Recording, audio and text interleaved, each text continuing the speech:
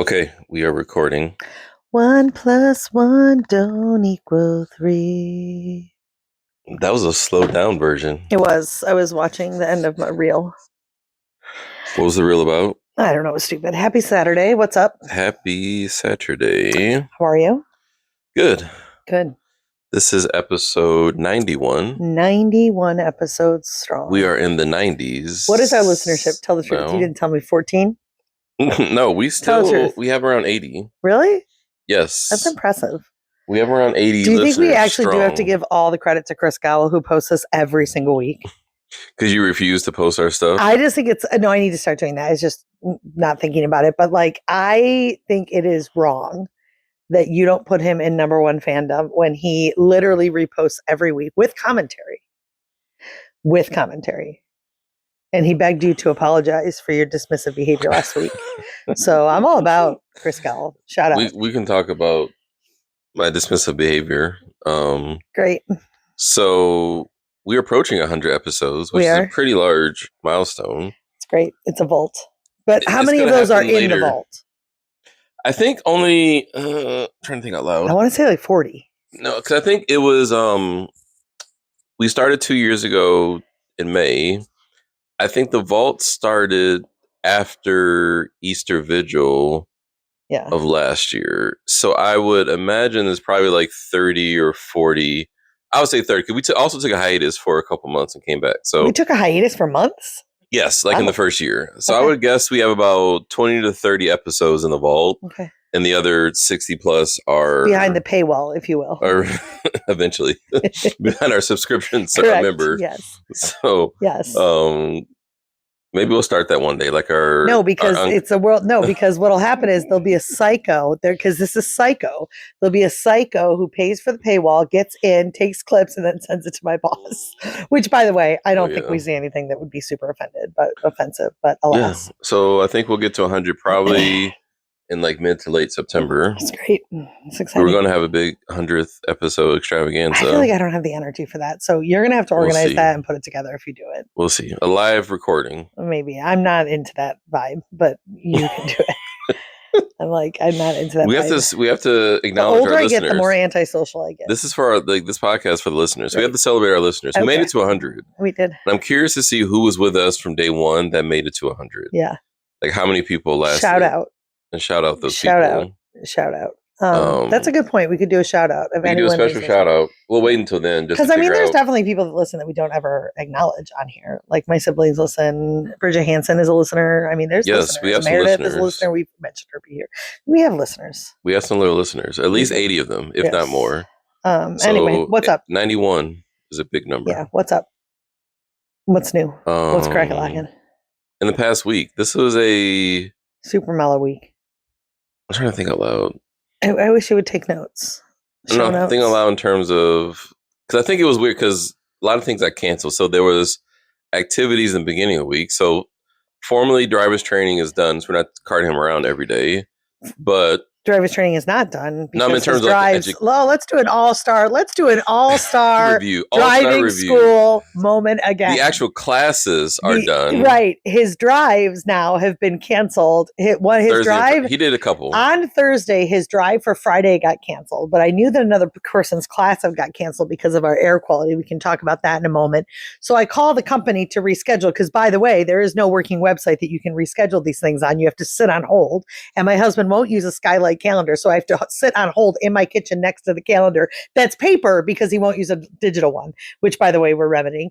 So I'm sitting there on hold, get to the person, reschedule, and I'm like, listen, these drives were supposed to happen within 3 weeks. Now he's going to camp, so now it's going to be 6 weeks from his last class that he actually takes the drives. And the woman's like, that's okay, it's our fault, so we'll go ahead and take that, it's fine. So great. So you're telling me though his drive today is still on? She's like, yep, his drive today is still on. I was like, you're positive? Yep, it's still on, because I knew classes had been canceled.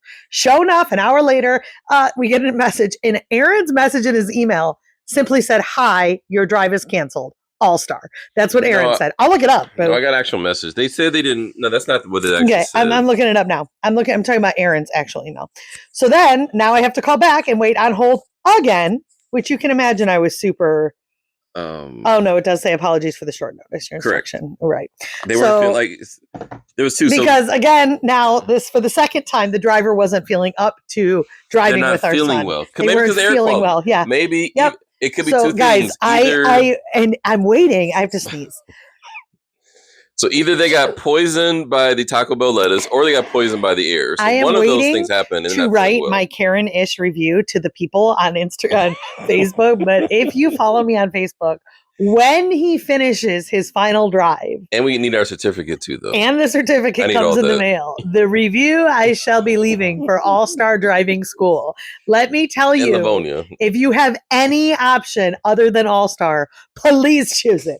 I mean, it's crazy. I've actually, it's wild. They could be better. But honestly, it did convince me, and you didn't fight me too much. I am getting that All-Star Skylight calendar. No, it's happening. I'm like literally purchasing it. I'm literally purchasing it in a couple weeks. Yeah. So I'm purchasing it so that because what this calendar does is Aaron likes to look at the visual, which is fine in our kitchen. I think it's a great thing.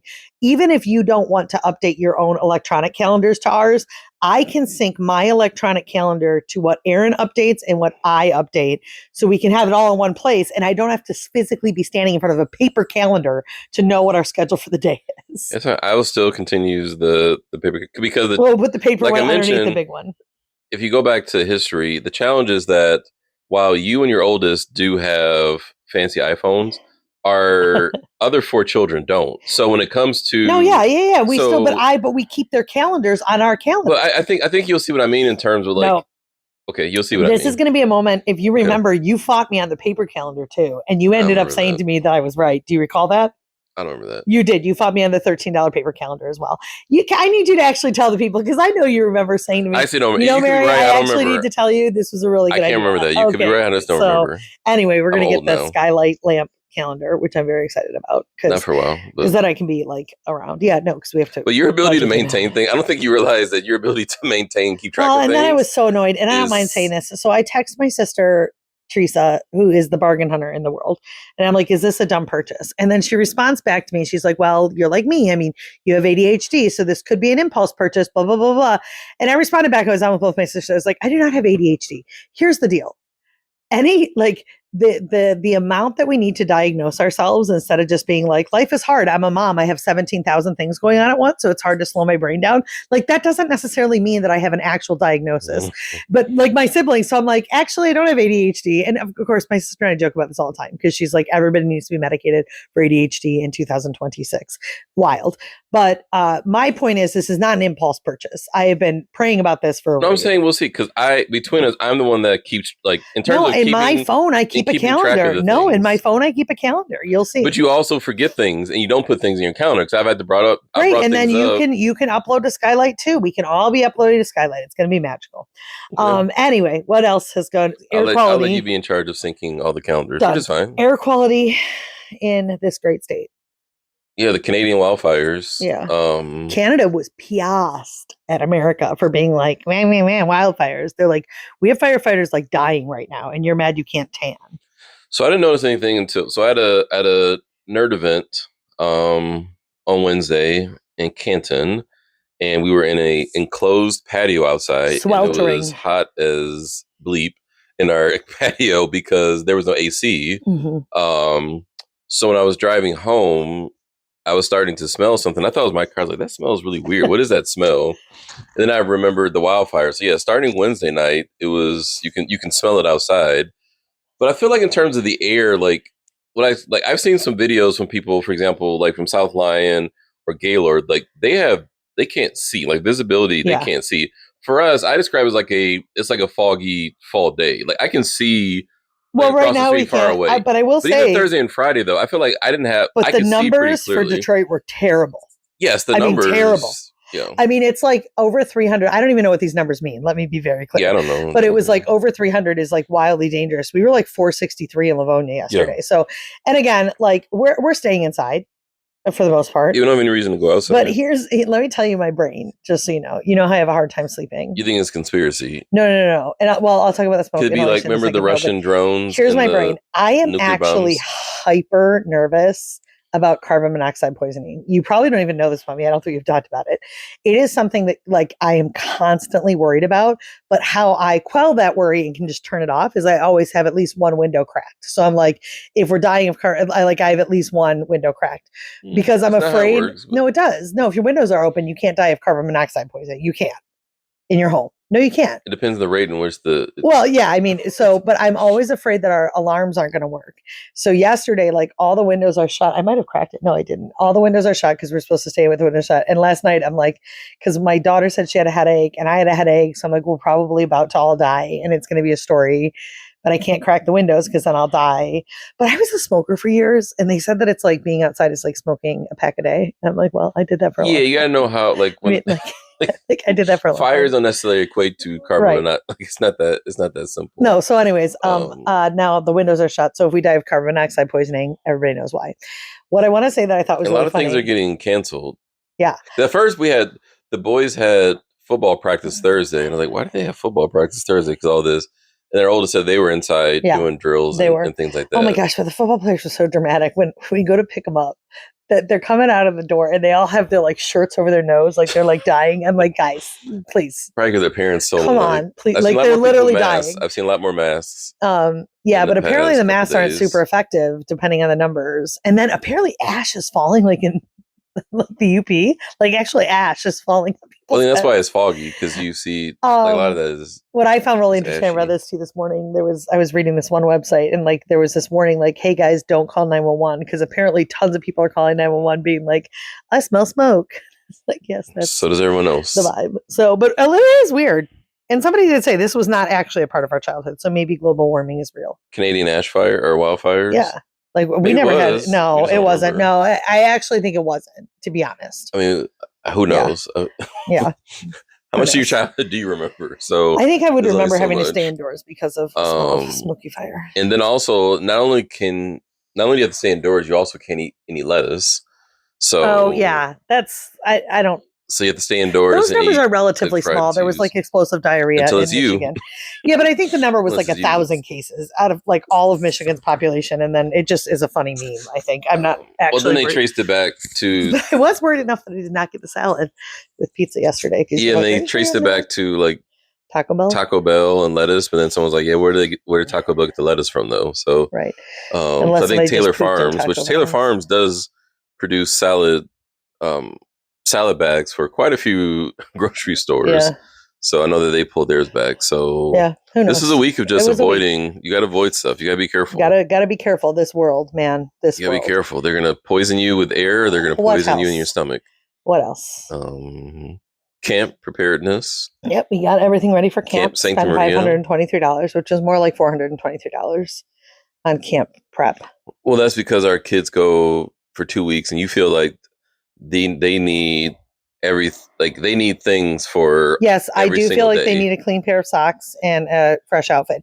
Now the outfit thing is annoying. I'm going to be really honest, and I don't think most people understand this because most people have way more clothes than we do. You have never acknowledged that. Like our kids have about 7 pairs of shorts, 7 pairs of shirts. Like we're not excessive when it comes to clothes. So when they go to camp for 14 days, we don't have 14 pairs of shorts or 14 shirts. Well, because they sweat and they smell. Right. And so now that they're older, that's what my oldest said. Like he's actually like, how am I going to like not shower after working out? Like, cause they're outside, they sweat and that is gross. Like I get it. So we had to go buy clothes for them. Thankfully, Walmart is amazing.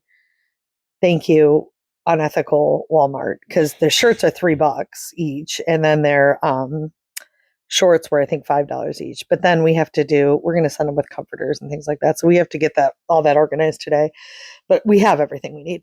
Deodorants, all the things. Yes. I think the other point they do change underwear. Because remember, who knows? I'm not even saying that. I'm not even saying that they do. Remember, all the people know. That was 2 years ago. Was it 2 years ago? No, it was like 3 or 4. I wouldn't say the kid. That's what? I wouldn't have said the kid. I mean, does it?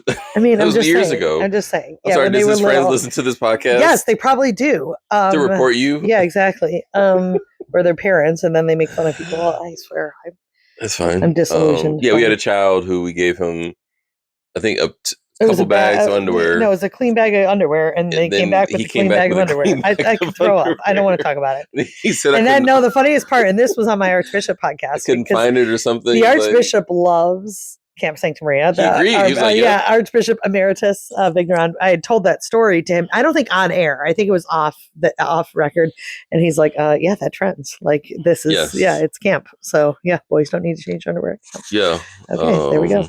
He did not say that. I'm saying that. So yeah, camp preparedness. So tomorrow we're the recording boys on will Saturday be gone for 2 weeks. Well, tomorrow is a long day, right? Because we have to drive. I hate it. It's an all day thing. So we drive 3 hours up to Gaylord, which is never a problem, but it's coming back. You're coming back with up north traffic. We have to check in. So you drive 3 hours up north. We have to wait around an hour, and we leave right away. There's no hanging out. We go up there, get lunch. You drop them off, and then you're right back. So you leave. I mean, typically we'll drop our girls off at my parents at like 8:30, and then we're back around 5 or 6, and that's your entire day. It's just driving there, driving back. But it's fine because I'm a teacher, so I don't work. You're a teacher, so bro. I put it on the socials. It doesn't matter. I'm going to say it again. I'm going to say it again for the people. Here's the thing. What are responses to your post? Oh, it's amazing life? Because teachers that get it and people that get it are like, yes, this is why I have such a hard time with the woe is me teacher vibe.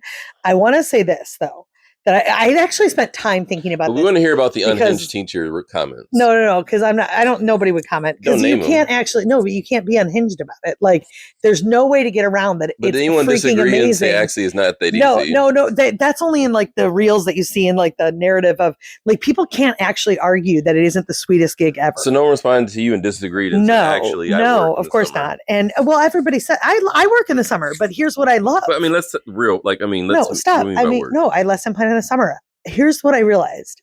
I actually freaking love teaching what I teach. I think it's so fun. Last night I was sitting and we were watching a show. It's Friday night and I got excited about my lesson plan. So I'm like, I'm going to go upstairs and work. I love to do my pacing guides and do my assignments and get everything ready. If you love the content that you're teaching, then you get almost 4 months off. How is this not the best job ever? 2 things. Number one, I think people don't always love what they're doing and they feel stuck in it. I love teaching theology year 1. Mind you, I'm year 1. Yes, you're year 1. But everybody's like, year 1 is the worst. I almost quit. What are we talking about? It's the best job ever. Number 2, so if you don't love it, number 2, I'm still new and it's exciting, I guess. And then number 3, and this is what somebody pointed out to us, if you have only taught in your life, so that has been your only experience. Have different you actually don't know what it's like to work year-round. Yeah, you were previously a youth man. Like you worked at a place and got fired. Yeah. And then you worked as a youth minister for 10 plus years. And so you have a frame of reference around different jobs. To me, being a youth minister or a campus minister, by the way, campus minister. And I actually think it's one of the hardest jobs you can work. And I'm not that, and I am dead serious. Which is hardest? Youth minister, campus ministry, church work, because you are working all hours of the night and day. You're working weekends, you're working nights. Yeah, it's a job for under 30-year-olds. You're doing retreats. I mean, there was never a break. Never. I feel like, and now that our kids are older, because there was a break in the summer when you weren't doing like mission trips.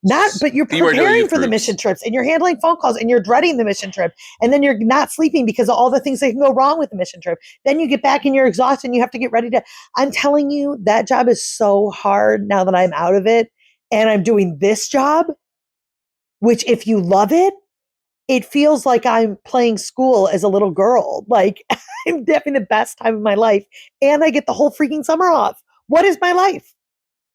How are teachers not acknowledging this? And then you talk about pay, right? Because you're not being paid at other people's like level, particularly if you're a Catholic school teacher. I still think with almost 4 months off, am I exaggerating the almost 4 months?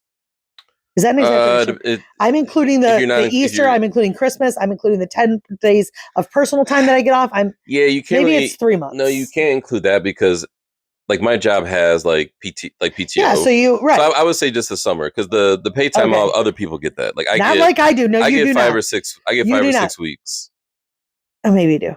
Yeah, I get like 5 or 6 weeks that I take off for PTO. So I was gonna say you can't. I just feel like I have so much time off too during the school year. So I'll say the summer. Like the summer is like the pure. So that's not PTO. I'm getting paid less, but I'm also I'm working less, way less. Yeah, you work way less than I've ever worked before. Which, if you wanted to, if you could work a job, like my father, he worked in the summertime. It's I can't believe how awesome this is. But I do think it matters that I love what I'm teaching. I love it. Well, you also like a nerd though, because you went to school, like you went to Totally. college I for could talk about theology. Jesus You and theology. minister. Theology Your fires job is me easy up. though. All you do is talk about Jesus. Like Jesus was Well, born listen, I do in a think manger on December 25th. yeah, He right. walked around, then That's he all I talk died and about. resurrected. Yeah, Like that's all I talk that's about. it. That's No, I would theology. say I have said I do think a theology teaching job is far easier than like jobs where you're trying to prep kids for the APs and you have schedules and like math, for instance. When you have snow days, these teachers are like panicking because they have content. If I had to like take out a unit, I don't think it like nobody's first of all probably even going to know. Second of all, it wouldn't like affect kids' ability to get into college. Do you know what I mean? In fact, most secular Yes, colleges just throw out theology. They don't your even look at the subject is grades. different than Yeah, like totally. theology, Which but I sorry, acknowledge. biology, geometry, like it's harder than like the hard sciences or hard like Totally. physics. And to be clear, It's it's a not less different. intellectual, but it's there's not the same Those have like yeah. they're objectively like this is like there is an answer, and you have to Yeah. get kids to that answer. It's not something they've been like theology. They've been dealing with that since they were born. Well, the other thing I would say too, and I want to be very clear, I am talking about my job as a high school teacher. Let me tell you what I would never do the grade school. ever is teach second graders and have to handle the bodily fluid of other people's Or kids. kindergartners. I'm not even. So let me be very clear what I am talking about. I am talking about high school teaching. Yes. I would never. And then middle school teaching, I think I could hang with. To be honest, I'm certain I could hang with it, although it would be annoying at times. But grade school, like the little ones, never. It is wild to me when grade school teachers will say, I could never do what you do with high schoolers. Because like, I'm like, no, like everybody handles their own bodily fluids. I can't even imagine. I can't even imagine like our friends that teach in elementary school and a kid vomits as they're talking and they have to handle the vomit. Like, yeah, and all the little second graders freaking out about the vomit. I would throw up. No, thank you. Anyway. Then someone's going to handle your vomit. I know. What else we got to talk about? Yeah, I can't say the same thing for my job in terms of ease. No, your job seems really stressful lately, to be honest. Managing people is not easy. People. Yeah, I actually think your job is really hard. It's dealing with people. Well, my new fantasy is that I want to move into $1 million home. Yeah, I was going to talk about that. Let's talk through your fantasies about like this house is no longer good enough for you 3 years in. Yeah. And now you want to get a house double the price. I'm gonna speak so frankly with the people, unless you get uncomfortable. I'm definitely not going to say our salary. No, that wouldn't. But can I tell what Zillow said that we can afford for a house? Oh, the made up Zillow numbers? Yeah. I'm sure. Yeah, sure. So I inputted all our stuff into Zillow.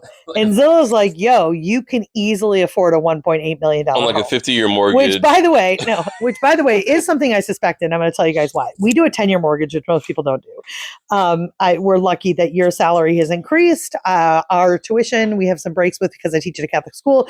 Like we're in a pretty good spot financially. We save and we give. We'll be very clear about that. Like, I just think that's all important to name before I start going where I'm about to go. But when we came back from vacation on Sunday, you thought our house was so small. No. It was actually the opposite. I came back to our house and I'm like, this is like a vacation being in my mansion. Like, I'm like, I just came from vacation and our bedroom is so glorious. It looks like an Airbnb. Like and I'm like, I am so happy to be home. However, wait. So that's the goal, right? The goal is that your life should be like, you don't want to escape from your life for vacation. Like your life should create so much like peace, right? That you like this too. I understand I'm talking from such privilege. This is going to get weird. I feel like there's some listeners like, man, it must be nice this world she lives in. She has the best job, the best house. Everything must be nice for her. Tragedy shall hit us at some point, I'm sure. And I hope I'm ready for it, just so you know. So anyway, then I was watching House Hunters and this woman went through this like medical thing. I'm going to make a long story short. And her husband were living in this kind of house that was fine, but it wasn't her dream house. And she's like, listen, life's too short. Like I spent all of my time at my house. And they had savings. They had the ability to buy a bigger house. So her husband, they could spend up to $1 million. Her husband's like, absolutely not. We're not spending up to $1 million. She's like, why? Like, what are we saving for? Like, this is our life. So I really want a pool. I've told you that. This is not new information. A pool in our backyard. Even though we have a pool. Right. I would like a personal pool. 100 yards away from us. And then I want a really big kitchen. Like a kitchen with an island and a double oven. Everybody in my family laughed at me. Because you're not like a big cooker. Like everyone's just like, why do you want this I big want like kitchen one of those for? kitchens with an island that you could like lay use. 2 people on and like then has like I want a really huge kitchen a double oven, you know, the cabinets that go all the way up. And why so do we need the double oven again? Because no, I do need a double oven when we host. What do we host that needs double Easter? oven? So we can make 2 mac and So cheeses at the anyway, same time. I want. So then I was like, the thing is, we can actually afford this in like 2 or 3 years when our kids can drive. Because right now we're strapped to the city that we live in because we need to be close to our school because we go up there. But in a couple of years, our kids are going to drive, and I'm like, I think we should make it a goal to move into $1 million house with a pool. And by the way, people that are laughing, we can do it.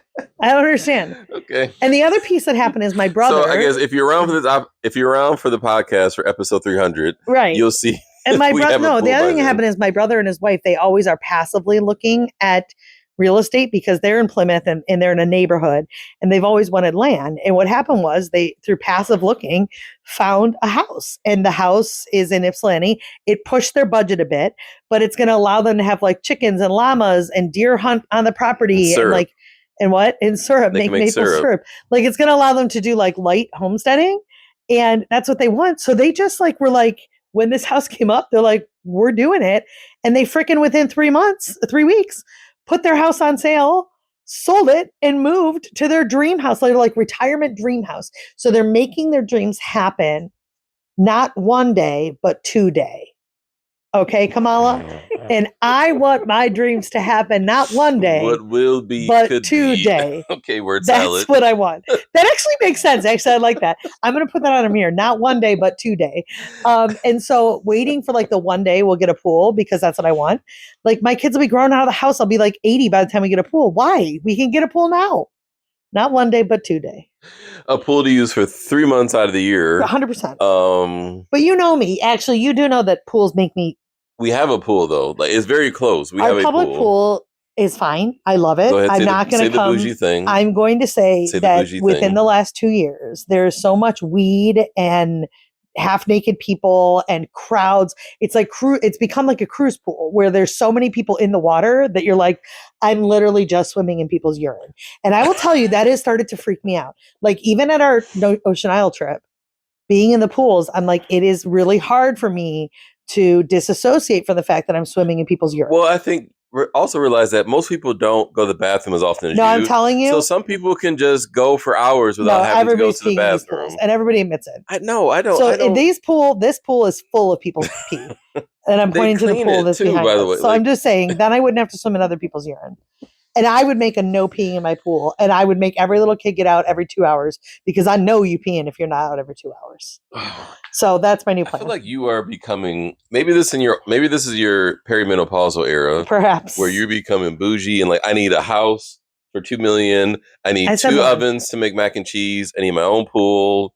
I need vacations. By the way, let me say something about pools. Go ahead. You know what bothers me that you don't know? It's even going to get worse. What's that? When people have private pools, okay? Underground private pools. And then they have like rink-a-dink loungers.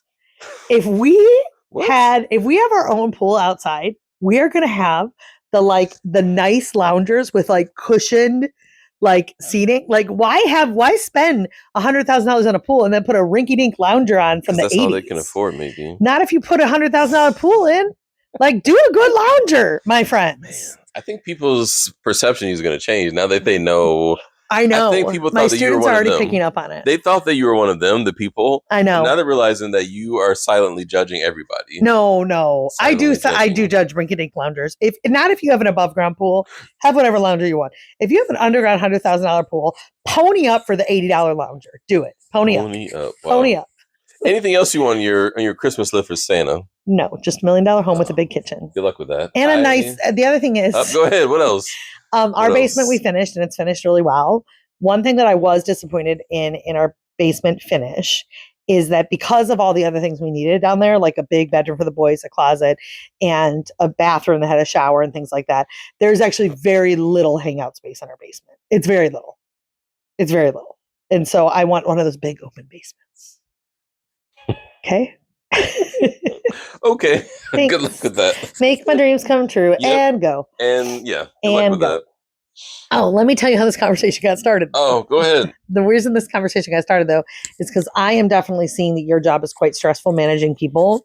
And I do think in order to get this $1 million home, you're going to have to get a different title. You're going to have to jump to the next title. And then you said to me yesterday, do you really want me to work more? And I was like, no, absolutely not. So I need this fantasy to happen with you working the exact amount that you're working right now with a VP title. If that is not possible, I do not want it. So either we need to win the lottery, Yes. have a very wealthy relative die that's going to give us a bunch of money for that. So there's some interesting things that have to happen. Yes, for you say, as you say, the math ain't mathing. The math ain't mathing compared to what you described and what our future looks like. Because, like you said, in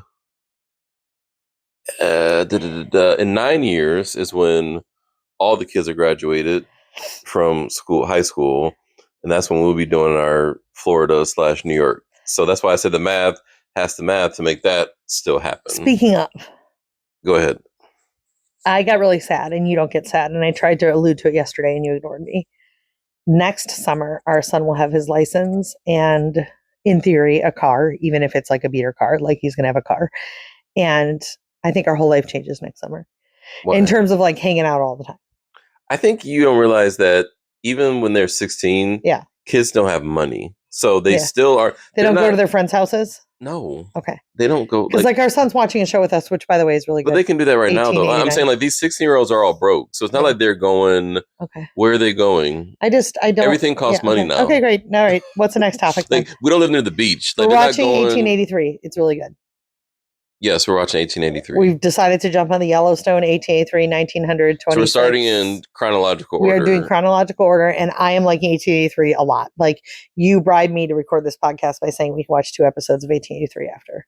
So we're halfway through. It's only one season of 1883. We are halfway through. It's really good. The season. It's really good. We tried Yellowstone and couldn't get into it. And so now we're starting back. And I think by the time we get through Yellowstone in 1972, we are going to be into Yellowstone. So it's interesting with the show, the pioneer life, and how they dream about, like they have dreams about like this foreign land. They they keep talking about Oregon, right? They're like Oregon is paradise, Oregon's freedom. So they have all these dreams about these foreign lands across the United States. Well, one thing that's messing with my brain that I don't think you fully understood yesterday, we were watching 1883, and all of a sudden I realized that 100 years later was 1983. So I was born 100 years later. And the drastic reality of what pioneer life was versus what my life was when I was born, 1983, like it's actually crazy, the difference between what that 100 years did. And then I started to think to myself, I'm 46, right? When I think the older you get, the more 100 years doesn't seem like anything. It's like 100 years is so short, right? And to think that that's how fast time flies is kind of messing with my head a little bit. It's with my head. It's like it's 3 generations. But 1883 was like, it's not that long ago from when I was born. And it was so different. It's just really weird. Wait till 46, you might understand. I have many years until I get there, my friend. When you get to 46, you'll understand. Yes. All right, what's next? Quick. Yeah, so it's all about American dream, pioneers, how rough life was. Yeah. In terms of disease, animals, bandits. Like, it was rough. Yeah, crossing rivers with wagons.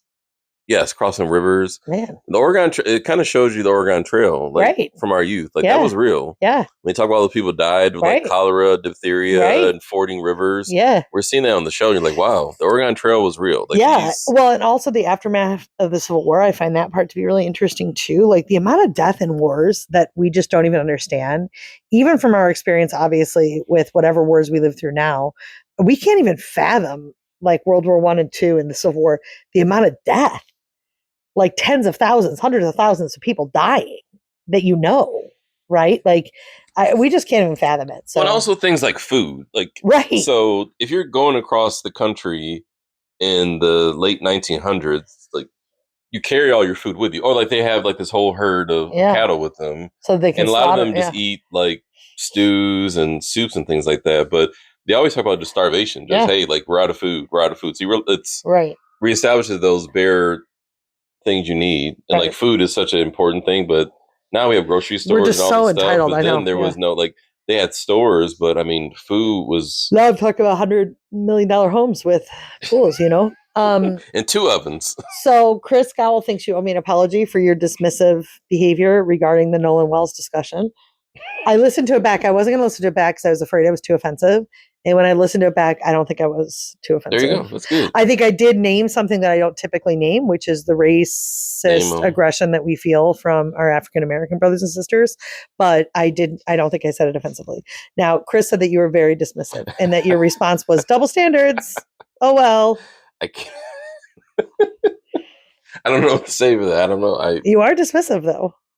I feel like there's some like I lean on focus, and there's some things that are worth the fight. There's some things that are not worth the fight, right. And I feel like that is not like certain things are like that. The perception of other people is what you're talking about, or what are you talking about? Is not worth the fight. Language, like trying to control how certain groups use language or describe things. Like I think. Like that is a thing that's... No, this is so wild because if our children at school were regularly spoken to regarding their race in a derogatory way, you wouldn't be like, it's language. I don't police it. It's fine. No, but those aren't adults though. You're talking about children. That's different. Okay. So adults, so if you in like my white family circles were regularly spoken to in aggressive racial language. Aren't cultural, but we're talking about cultural norm. Okay. I'm saying 50 years, but you can't even defend your position. I'm saying 50 years ago, that was a cultural norm that everyone, like, that was acceptable. Like, that wasn't a big deal. Right. And then that changed over time. Yes. Don't we look forward to when our African American brothers and sisters can't say terrible things about myself and our I know my people said the same thing. And you choosing to marry me. My people said the same thing for hundreds of years. So you're dealing with something for, I don't know, 20 years that my people dealt with for hundreds and hundreds of years. So maybe you just give you a couple hundred more years and then you can... you are too much. So to answer the question, Chris, he is still being let's wildly call out dismissive. that there was never a famine, though. No, stop. There was not the famine wasn't real. The Irish potato famine was not real. It was made up. What happened was the English shipped out all the good food out of the country and allowed the Irish people to starve on potatoes that were rotten. So that's not actually a famine. A famine is when there's no food. A famine is when there's no food. It's not when the authoritative country is exporting the food and watching you die. So, it left you there never really was one. There was no famine. But Irish people were only allowed to eat not potatoes. Corned beef, though. That is not all Irish. All of the other foods. Corned beef is an American construct. All right, do we have anything else we need to talk about before the end of this episode? Yes. Go. There's an interesting article I saw about your generation. Well, you're not really a you're like a border. You're a border. I really am, because when I try to hang with Gen Xers, it doesn't make sense. You're a border Gen X millennial, so I can't say you. But I would say our Gen X brethren, there's a big thing about our Gen X brethren, true Gen Xers, and their parents in terms of generational wealth and the thought of their parents hoarding money, and our Gen X brethren being like, hey, why don't you guys like share some of that? I don't understand. So like baby boomers who like have who have houses, they have bank accounts, they have 401ks, they have all this money. Like millions How of long dollars. Are we going? Should I refill my coffee? What's that? No, let's just go. No, I don't think people like the pause. All right, let's go. Let's go. Okay, great. But essentially, there are baby boomer brethren having like money in retirement accounts and sitting on houses worth a lot of money paid off, and their children, Gen Xers, being like, "Hey, why don't you guys share some of the wealth here?" Is this a thing? Have you heard of the wealth transfer though? No. Yeah, so there's, like I said, all the baby boomers are sitting on trillions of dollars of money.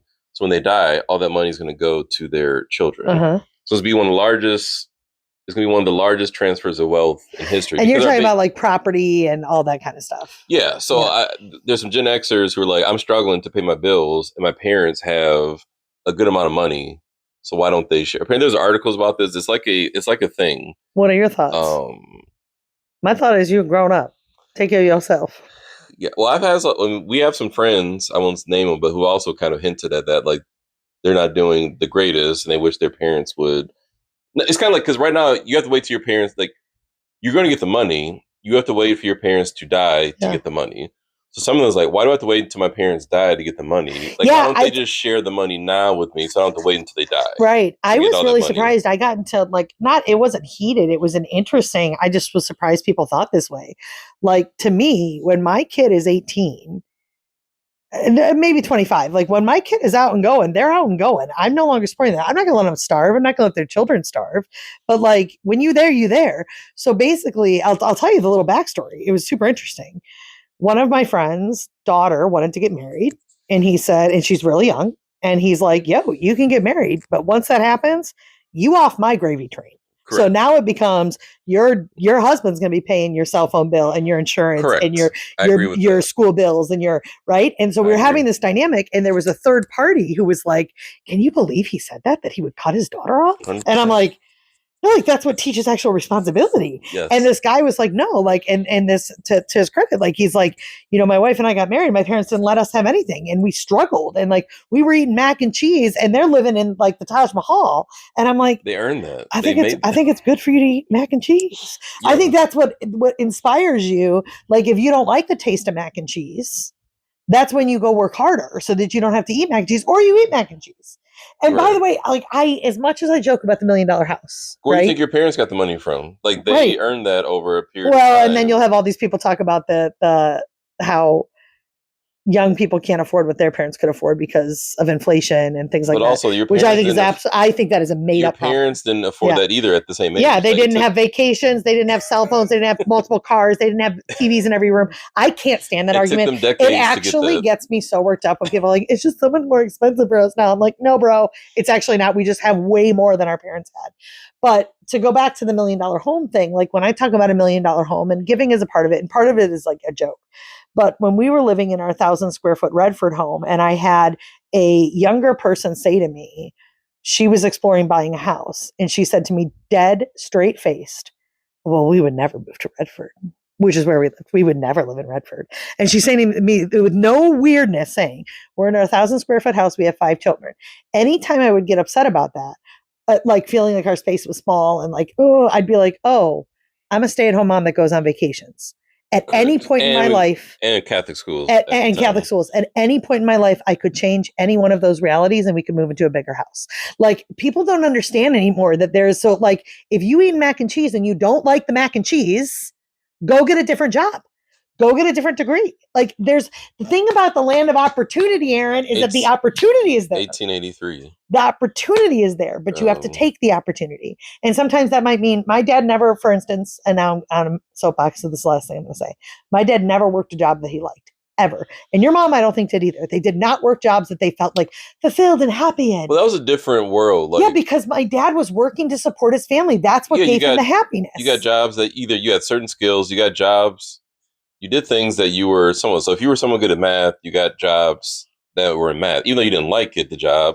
But not only that, it wasn't even about what you were good at. It was for my dad, it was what could sustain my wife to be a stay-at-home mom. What can I get a job? And by the way, his fulfillment didn't come in his 9 to 5. His fulfillment came in the fact that his wife was a stay-at-home mom who took care of 6 kids, and he was proud of his family. Like, so this idea that our parents owe us something, again, if you're starving, that's one thing. Do you know what I mean? But in the concept, like the tricky part is when people said like I'm struggling to pay my bills. So it's such a hard conversation because there's so much nuance to To your point, are you starving? Like, can you? It's like the basics. You have a roof over your head. Do you have food? Yes. Do you have water?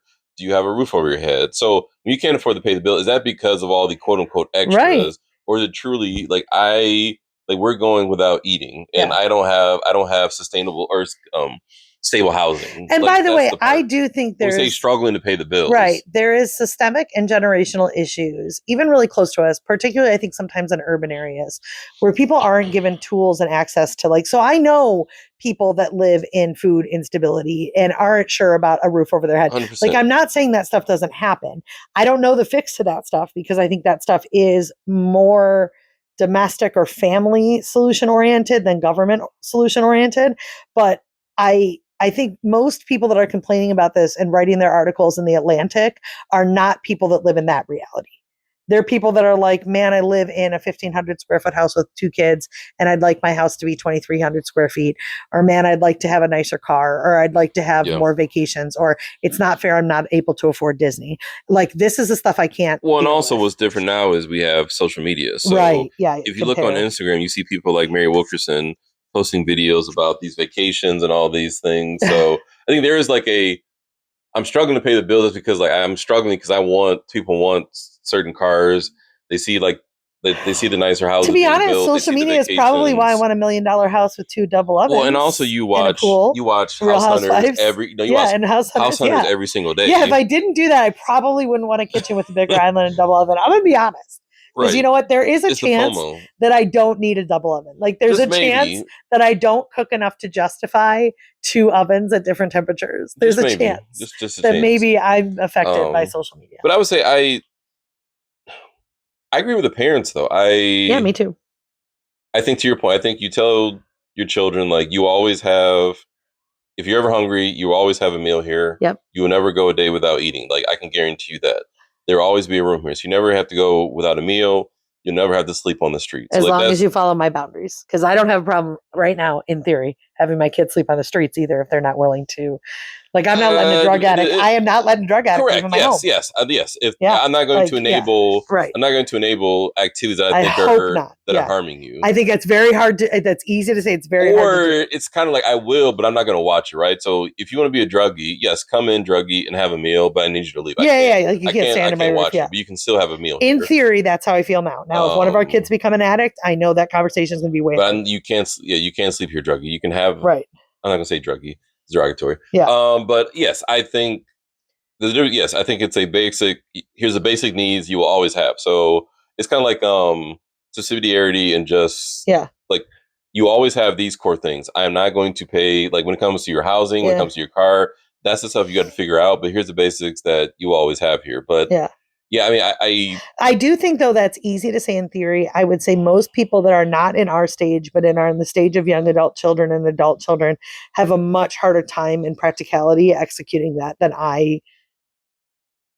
In my fantasy world, assume that I will. Like they just give, enable, and we'll see how hard it is when your kid is like, "Mom, my car." Like Aaron comes to us, he ends up being a little bit of a bum. Now his car doesn't work, and I really need to have transportation to work, and he's 25. It will be hard for me to be like, "Sorry, dude, got to figure that out." If I had the means to buy him a car, right? Well, I think you figure out things like I can help you here, but I need like you're going to pay me back. Like I just think it's going to be harder than we'll figure out an arrangement to make all this work. But in general, an entitlement towards your parents' wealth is strange. Not an entitlement of because you're my parents, you owe me. It's speeding the clock up. Like instead of waiting for you to die, can you just give me the money now? Right. That you're going to give me eventually. It's like no. And what does that sound like? What does that sound like? What? The prodigal son. Give me my inheritance now. Oh yeah. And then he squanders it. There's a lesson in there. And the father runs to the son. Right. The son doesn't run to the father. The father runs to the son. And then he ran. Not vice versa. Yeah. But yes, so that is an interesting dynamic around our older brothers and sisters and the Gen X and our baby boomer parents. Right. In that. Right. It's interesting.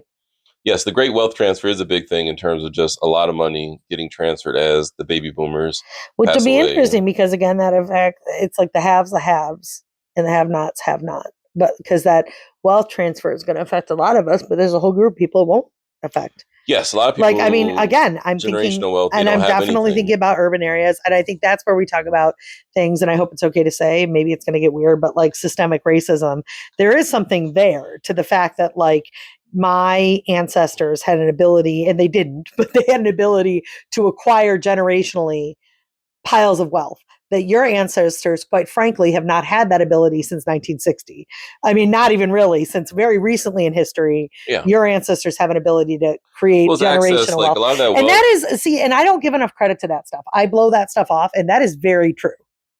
Well, is it true, right? Yeah. If you think about a lot of the wealth that people have is trapped into their homes. Right. So, like your grandparents, when they moved out of the city and they moved out into the suburbs, right? My grandparents were not, I'm seeing grandparents' age, they were not allowed to, right? So either they weren't welcome, they weren't allowed to get loans. Yeah, it's they super interesting. They didn't have access to the capital, so you had to stay there. So when you move into Plymouth in 1950 something, it's nothing. But now you could be in a house that's worth $750,000. So and I guess there's something too. There's something too, which so that's generational wealth that you acquired, right? That others didn't have access to. And that's this is a key moment for me because one thing that I don't understand, again, on this podcast, I just speak real frankly, sometimes is the bitterness that I see within our African-American brethren when it comes to like everything, when I'm like, actually, our rights are all the same now, stop. Like that would actually make me bitter. Do you know what I mean? It would actually make me bitter to be like, yo, I can't be where you're at because my great-grandparents and grandparents did not have access to the same freedoms that yours did. Well, that's a good moment for your wife. To grow in understanding and humility. 10 or 15 years when you start to see people these dying and then getting these transfers happen. It's like someone, it's like all these people Like around this you. was not an equal playing all ground. these people around you winning the lottery. And I think it's a natural human thing to be like, that's not to say it's not fair, but it's not fair. No, it's not fair. Yeah. Like we didn't. Yeah. I want some of that too. What about us? It's that's like, well, so interesting, Aaron. You weren't allowed to. You weren't that's allowed a good to get moment that. for me. This is a good moment for me to understand. Acknowledge your privilege. Because a lot of times I don't even understand the privilege conversation. It like drives me nuts. It's not you directly. It's you. This actually does give me some context to the privilege conversation. You're getting indirect benefits from a system that doesn't exist anymore. But it existed for my parents and grandparents and great grandparents. Your family benefit from it. Queen. You got the indirect benefits from it. Let me say I understand white privilege for the first time in this conversation. I will accept that. That makes sense to me. Going into in the past. This makes sense to me, actually. Yeah, like that actually makes a lot of sense. Thanks for bringing me there. Yes. That makes total sense to me. That privilege of skin color that I have had because of my ancestors that you have not had in this country. Right, because I would say we know family members who, when they pass away, when grandparents have passed away, people's parents got very nice checks. Yeah. Because like those parents passed away and they got like tens or $100,000s checks when they sold the houses, they liquidated all the assets, all the bank accounts, all that. So like they got very nice checks. That's a really good point. And then I've never thought about it like that. When those parents died, they will then be passing like checks down to their kids too. Yeah. And whether or not, let's say like whether or not my family took advantage of that or had the ability to take advantage of because of immigrants, right? Because again, I think, my family did not come from any sense of wealth, right? But I think they still had an ability that actually your family and your ancestors did not have. That's interesting. They have access, that's super right? interesting. So whether you choose to take advantage of the opportunity is different, but at some point the response just is life is unfair. That just is what the response is, and then you play your hand, right? But also we live in the greatest country in the world, and we were born into a country. There's people who were not born; they were born into other underdeveloped countries who have it worse than they. So everyone has.